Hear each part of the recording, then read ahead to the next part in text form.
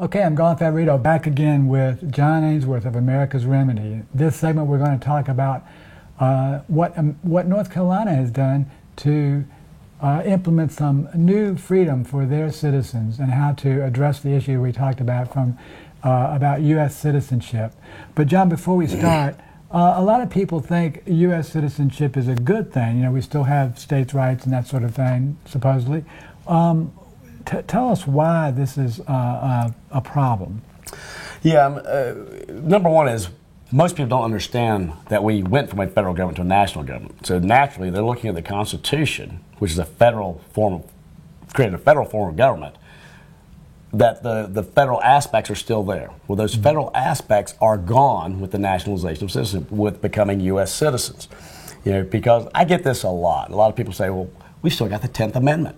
You know, not delegated to Congress is reserved to the states.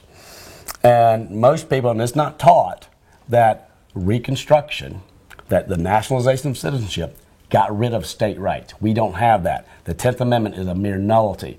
The states were basically changed from these sovereign states that could do whatever they wanted to something more like a county is in a state. You know, they can do certain things, but not anything. They've been totally all taken over.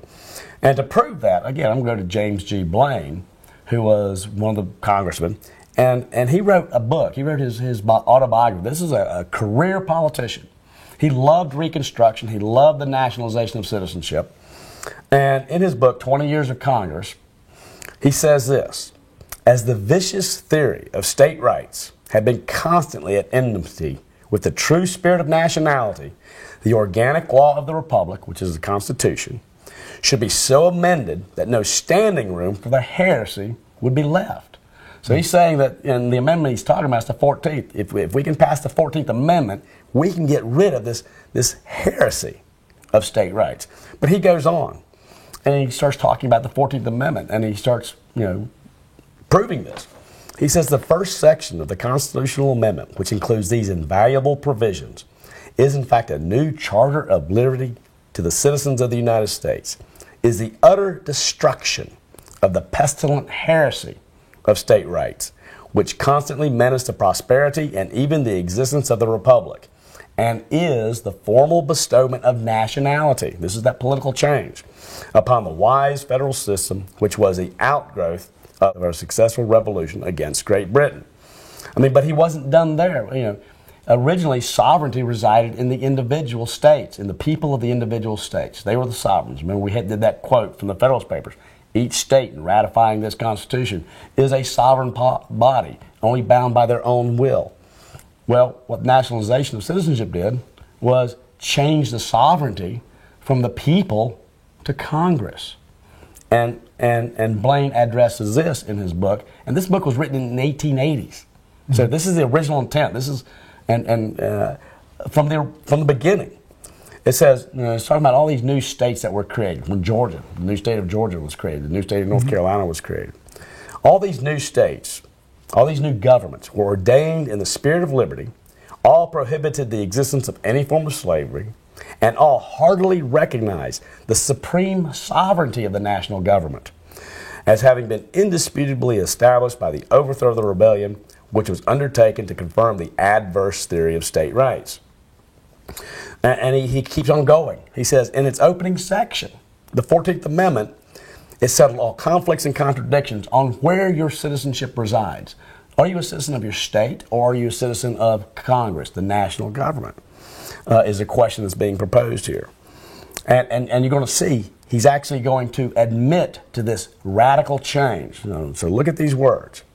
He says the opening section of the 14th Amendment settled all conflicts and contradictions on this question by a comprehensive declaration which defined national citizenship and gave to it precedence of the citizenship of a state. All persons born or naturalized in the United States and subject to the jurisdiction thereof are citizens of the United States and of the states wherein they reside. These pregnant words distinctly reverse the origin and character of American citizenship. Instead of a man being a citizen of the United States because he was a citizen of one of the states, He is now made a citizen of any state in which he might choose to reside because he was antecedently a citizen of the United States. The consequences that flowed from this radical change in the basis of citizenship are numerous and weighty. And that's where we're living today, is this radical change. This radical change is the political overthrow of the Constitution as a federal document and the changing of it to a national document. And so a lot of these phrases, like with Abraham Lincoln, that he was there to preserve the Union. No, he wasn't. He was there to create a nation. He got rid of the actions of the government, got rid of the federal union, and created a nation. And I want to say this one other thing is when you read the Optional War was not to interfere with the rights of the states. That's what the New York citizens fought for. That's what the Wisconsin citizens fought for. That's what the Ohio citizens fought for. They were not fighting to get rid of their own state rights. They didn't hate their own state rights so much they're willing to go fight a war on it. And so you see that the federal government, this is how the northern states lost. They all became subjugated citizens to Congress, which is what we're living under today. Wow. And that's amazing history. But y'all have done some very special things to circumvent this problem in North Carolina. You've got a North Carolina shirt on here that's going to be interesting we can talk about in a little while. But tell us some of the things that y'all have done in North Carolina to get around this unconstitutional act. One thing you have to look at is it an unconstitutional act? And what is an unconstitutional act? Was Reconstruction, which annulled the original state body politics and created new nationalized body politics, was it constitutional? Well, we read that, the Reconstruction Acts, where they coerced the passage of an amendment. That act is patently unconstitutional. So the foundation of the American system, as we know it today, this change, this radical change, goes to that one act of Congress, the Reconstruction Act. But I'm just going to read to you what an unconstitutional act is, stated by our own Supreme Court. It says an unconstitutional act is not a law. It confers no rights. It imposes no duties. It affords no protection. It creates no office. It is in legal contemplation, as inoperative as though it had never been passed. Therefore, an unconstitutional act purporting to create an office gives no validity to the acts of persons acting under color of its authority. So what you see here in law is the Reconstruction Acts basically said, well, the original states are gone. People who have that birthright to that state and that sovereignty, that's gone. What taking its place is this national citizenship. Well, we say the act that did that was unconstitutional. It's not an act at law. In law, it created nothing. So what's the legal remedy? Well, the legal remedy, and a lot of people say, well, we just got to get with our congressmen and vote to get rid of the 14th Amendment. No, you can't. What you've got to do is you have to start doing what is legal. And what is legal is recognizing the original state constitutions as lawful. And the original laws, because they were never changed by the consent of the free people of this country. They're still valid.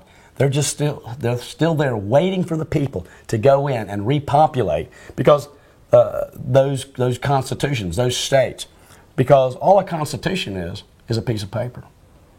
But it creates offices. It creates an organic, live entity if people will participate in it. So what we're calling for, and what we did in North Carolina, is we did a Declaration of Reestablishment. We're going to recognize the original Constitution of North Carolina as being lawful and valid, and we're going to have oaths of allegiance to it. We're going to start paying taxes in there. We're going to treat it as very real, and we're going to give notice to the powers that be. This is what we're doing because we believe the Reconstruction Acts were unconstitutional and the state body politics and their governments that are in place now are usurpations of power.